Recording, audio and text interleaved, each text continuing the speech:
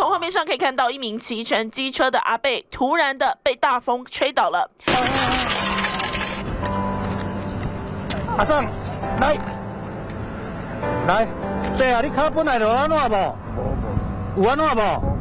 无啦吼，阿伯骑我倒无。一旁的远警本来在对一名机车骑士开出违规罚单，后来看到阿伯摔倒，立刻过去帮忙，不断的问阿伯有没有受伤。听到阿伯想把机车移到旁边，他也主动的帮忙，之后更一步一步的扶阿伯去医院就诊。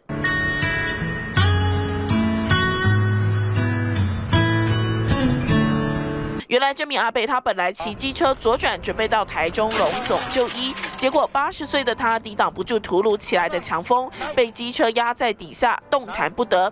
幸亏远警立刻上前救援，把阿伯扶到路旁休息，协助他就医。而远警暖心的举动，也看得一旁其他人觉得很感动。当时正被开单的骑士也热心的过来一起帮忙。这幅景象事后被 PO 上网路，网友看了大赞，堪称是路上最美的风景，都说觉得很暖心。